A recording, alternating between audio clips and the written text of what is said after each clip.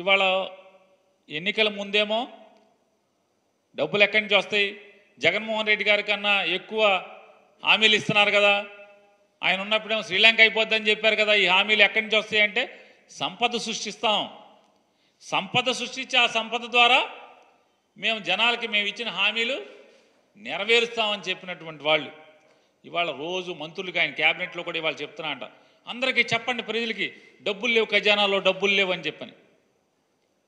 ఇది కూడా మోసమే. ఈ సంవత్సరం జూన్ 12వ తారీఖున చంద్రబాబు నాయుడు గారు ముఖ్యమంత్రిగా ప్రమాణ స్వీకారం చేసేటువంటి 2 రోజులు 48 గంటల ముందు కేంద్ర ప్రభుత్వం నుంచి డబల్ డెవల్యూషన్ ద్వారా 5,600 కోట్ల చిల్లర రూపాయల డబ్బులు ఆంధ్రప్రదేశ్ రాష్ట్ర ఖజానాలోకి వచ్చి పడిన మాట వాస్తవమా కాదా? అంటే జూన్ 12వ తారీఖున చంద్రబాబు నాయుడు గారు ఆయన ప్రభుత్వం మంత్రిమండలి కలిసి ప్రమాణ స్వీకారం చేస్తే, ప్రభుత్వం ఏర్పాటైతే అప్పటికి 48 గంటల ముందు 5,600 చిల్లర కోట్ల రూపాయలు డబల్ డెవల్యూషన్ ద్వారా కేంద్ర ప్రభుత్వం నుంచి ఈ రాష్ట్రానికి రావాల్సినటువంటి నిధులు వచ్చి జమ అయినాయి కదా. ఎలా వచ్చినాయి డబల్ డెవల్యూషన్ ద్వారా అంటే, గడచిన ప్రభుత్వం అంతకు ముందు సంవత్సరం ఏప్రిల్ 1వ తారీఖు నుంచి మార్చి 31వ తారీఖు దాకా వసూలు చేసినటువంటి రెవెన్యూ వసూళ్లలో కేంద్ర ప్రభుత్వం దగ్గర జమ అయితే, ఆ జమ అయినటువంటి వాటిల్లో రాష్ట్ర జనాభా దామాషా మేరకు కేంద్ర ప్రభుత్వం పంపించాల్సినటువంటి డబ్బులు అంటే జగన్మోహన్ రెడ్డి గారి ప్రభుత్వం సంపాదించినటువంటి డబ్బులు 5,600 కోట్ల రూపాయలు కేంద్ర ప్రభుత్వం నుంచి ఆంధ్రప్రదేశ్ రాష్ట్ర ఖజానాలోకి వచ్చి పడినాయి. కానీ 2019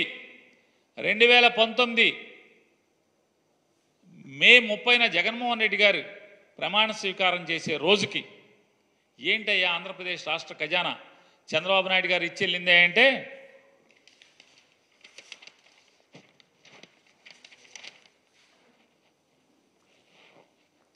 ఇది నారా చంద్రబాబు నాయుడు గారు జగన్మోహన్ రెడ్డి గారికి అప్పచెప్పినటువంటి ఖజానా ఆయన ప్రమాణ స్వీకారం చేసే రోజుకి. ఇది ఎవరండి? సాక్షిలో కాదు, ఇది రామోజీరావు గారి పేపర్. ఇది డేట్ కూడా చెప్తాను, గురువారం మే 30, 2019.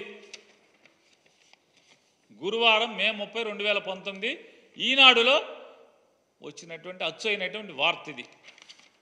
ఖజానాలో ఉన్నవి 100 కోట్లే. ఈ నెల ప్రభుత్వానికి అవసరమైనవి 5,000 కోట్లు. ఓవర్ డ్రాఫ్ట్ సాయంత్రంతో జీతాలు పెన్షన్లు, సామాజిక పెన్షన్లకు 1,200 కోట్లు అవసరం.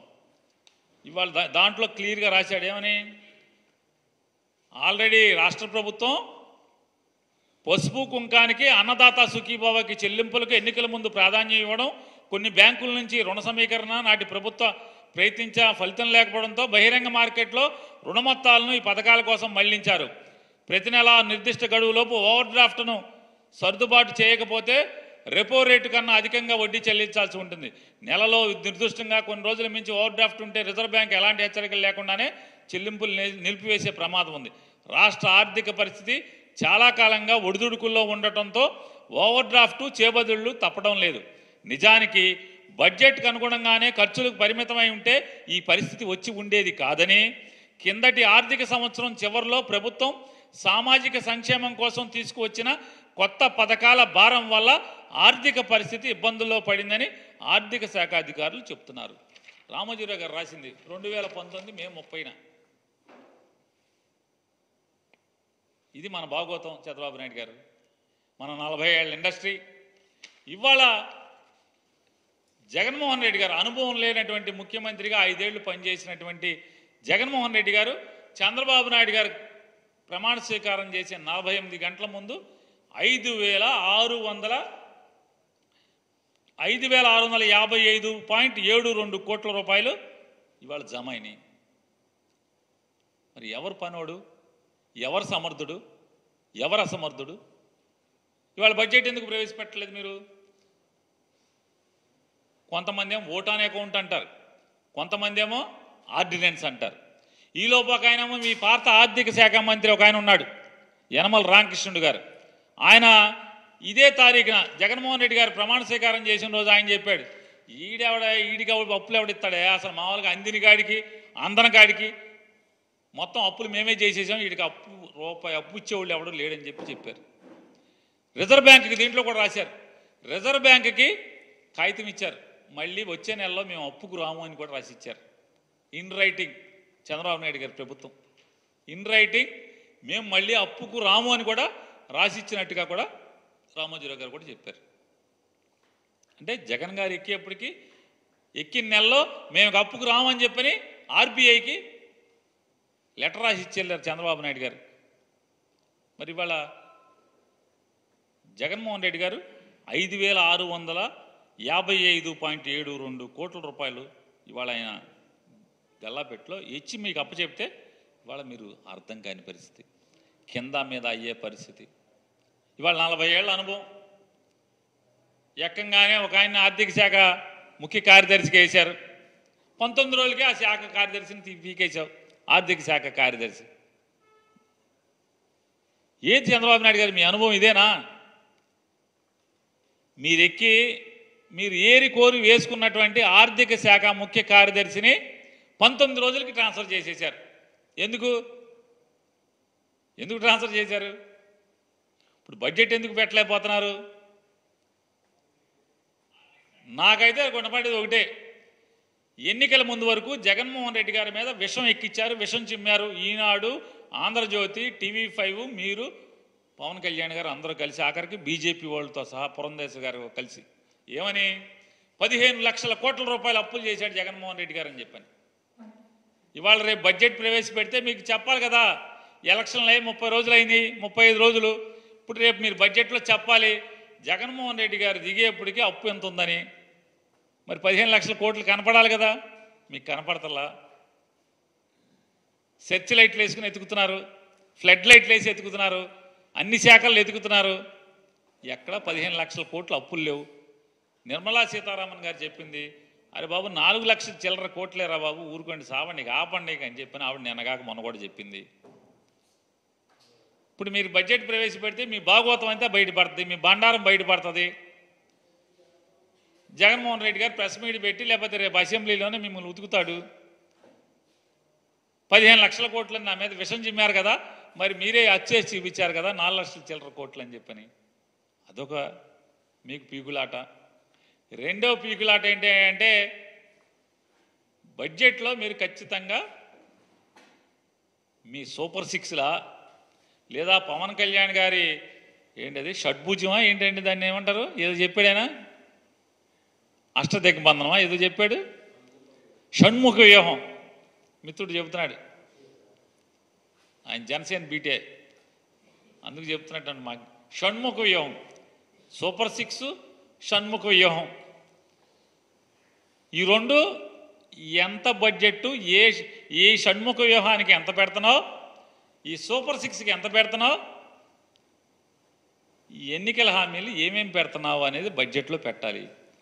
బడ్జెట్లో పెట్టకపోతే ఏంటిదని అర్థం, ఈ సంవత్సరానికి ఉష్కాకి ఈ పథకాలు ఏం లేవని, ఆ బతుకు బయటపడిపోద్ది. అదే ఇప్పుడు ఆర్డినెన్సో లేకపోతే ఓటాన్ అకౌంట్ అనుకో, కుట్టు సప్పుడు కాకుండా ఏమి లేకుండా తప్పని పాస్ చేసేసుకోవచ్చు. దాంట్లో అప్పులు చూపించాల్సిన పని లేదు, పథకాలకి అలాట్మెంట్లు చూపించాల్సిన పని లేదు, డిపార్ట్మెంట్లకి డిమాండ్లు కూడా చూపించాల్సిన పని లేదు. ఏం చూపిస్తావు? Receipts estimated receipts, estimated expenditure, ఈ రెండే కదా చూపించేది. సింపుల్గా ఆర్డినెన్స్తో పాస్ చేసుకుంటాం, చర్చ లేదు, అప్పులు కనపడవు. జగన్మోహన్ రెడ్డి గారి మీద విషం చిమ్మిన 15 లక్షల కోట్లు చూపించాల్సిన పని లేదు. ఈ సూపర్ 6కి ఈ హామీలు ఉన్నాయి కదా, ఆకాశానికి తీసుకెళ్లారు అరచేతిలో వైకుంఠం. ఈ అరచేతిలో వైకుంఠానికి దేనికి కూడా లెక్క చెప్పాల్సిన పని లేదు. సో మామూలుగా బడ్జెట్ పెడితే ఖచ్చితంగా ఏ పథకానికి ఎంత ఎలకేట్ చేస్తున్నావు అనేది దాంట్లో చెప్పాలి. అది చెప్పలేదు అంటే ఈ సంవత్సరం ఆ పథకం ఎత్తేసినట్టే, అంతే కదా. ఇది తప్పితే ఏముంది, ఎందుకు పెట్టలేకపోతున్నావు? అయితే ఇది అవ్వాలి, లేకపోతే నీకు పరిపాలన చేత కాకపోవటం అవ్వాలి, అంతే కదా. అయితే నేను చెప్పినవి అవ్వాలి. ఒకటి, జగన్మోహన్ రెడ్డి గారు అంటే ఫుల్ బడ్జెట్ పెట్టాలంటే జగన్మోహన్ రెడ్డి గారి ప్రభుత్వం ఎంత అప్పులు చేసిందో చెప్పాలి. ఆ అప్పులేం 15 లక్షల కోట్లు కనపడతలేదు. అవి పెట్టకపోతే మన బతుకు బస్టాండ్ అయిపోద్ది, అలరైపోతాం. జగన్మోహన్ రెడ్డి గారిని అన్యాయంగా అన్నామని జనానికి తెలిసిపోతుంది, విషం చిమ్మామని జనానికి తెలిసిపోద్ది. రెండోది, ఈ సూపర్ సిక్స్లకి షణ్ముఖ వ్యూహాలకి ఎలకేషన్స్ పెట్టాలి. లేకపోతే ఈ సంవత్సరం ఎత్తేసినట్టే మీరు అఫీషియల్గా డిక్లరేషన్ అవుతుంది. కాబట్టి గుట్టుగా జనాల్ని ఇంకా నమ్మించుకుంటూ మోసాలు చేసుకుంటూ కాలం వెళ్ళదీసే కార్యక్రమం తప్పితే, నేను ఛాలెంజ్ చేస్తాను, సమాధానం చెప్పండి. ఈ తప్పితే ఏముంది? మీరు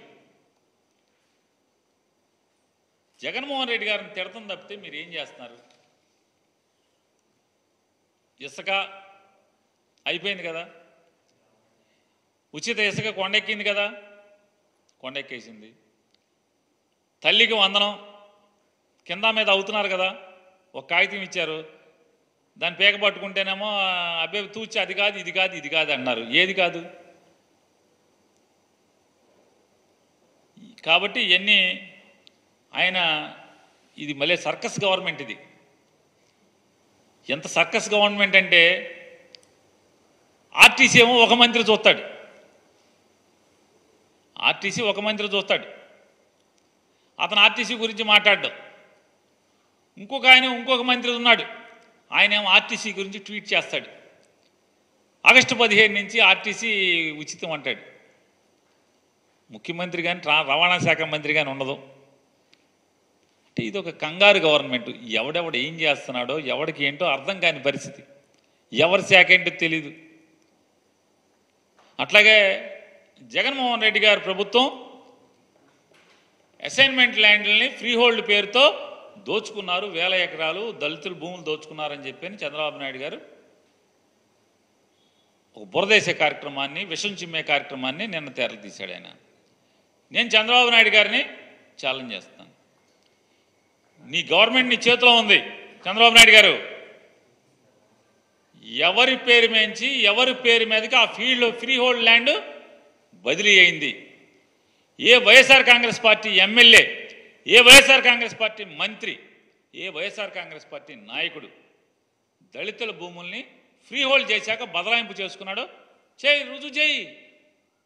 నీకు చేతనైతే, నీలో నిజాయితీ ఉంటే, చంద్రబాబు నాయుడు గారు మీలో నిజాయితీ ఉంటే, మీలో చిత్తశుద్ధి ఉంటే, నిజంగా నువ్వు 40 ఏళ్ల ఇండస్ట్రీ 14 ఏళ్ల అనుభవం ఉన్నాడైతే, జగన్మోహన్ రెడ్డి గారు ఏదైతే దళితులకి 20 సంవత్సరాల భయపడి ఎవరైతే అనుభవిస్తున్నారో ప్రభుత్వ భూమిని అసైన్మెంట్ ద్వారా, ఆ వంశీకులకి లేకపోతే వారి వారసులకి ఆ భూమిని సొంత ఆస్తిగా చేసినటువంటి జీవో ప్రకారం ఆ భూమి ఎక్కడైనా ఎవరి పేరు మీదైనా, వైఎస్ఆర్ కాంగ్రెస్ పార్టీ ఎమ్మెల్యే పేరు మీద కానీ, మంత్రి పేరు మీద కానీ బదలాయింపు, జగన్మోహన్ రెడ్డి గారి పేరు మీద కానీ, వాళ్ళ కుటుంబ సభ్యుల పేరు మీద కానీ బదలాయింపు అయిందా? చూపించు. ప్రభుత్వం మీదే కదా, మీ చేతిలో ఉంది కదా. ఈ తప్పుడు మాటలు ఎందుకు చంద్రబాబు నాయుడు గారు? అసత్యాలు ఎందుకు? చెప్పాలి కదా. కేవలం బట్ట కాల్చి మొహం మీద వేయటం తప్పితే, ఎన్నికల ముందు ఏ రకంగా అయితే విషం చిమ్మారో అదే విషం చిమ్మే కార్యక్రమాన్ని ఇంకా కొనసాగింపు తప్పితే, ఎస్ మీలో కలేజా ఉంటే, మీలో సత్తా ఉంటే, మీలో అనుభవం ఉందని చెప్పని మీరు ఏదో అనుకుంటున్నారు కదా. మీ అనుభవం ఉందే నిజమైతే ఈ సమాజం ముందు పెట్టండి. జగన్మోహన్ రెడ్డి గారి ప్రభుత్వం ఏ దళితుల భూమి, ఏ ఎమ్మెల్యే, ఏ మంత్రి బదలాయించుకున్నాడో పెట్టాలి కదా. స్టాంప్స్ అండ్ రిజిస్ట్రేషన్ నీ దగ్గరే ఉంది కదా, నీ ప్రభుత్వమే కదా. రెవెన్యూ డిపార్ట్మెంట్ కూడా మీ ప్రభుత్వమే కదా. ఎందుకు చేయలేకపోతున్నారు? ఊరికే భూములు దోచుకున్నారు ఎందుకు మాట్లాడుతున్నారు? ఆధారాలతో సహా కదా మీరు చెప్పాల్సింది. ఎందుకు చెప్పలేక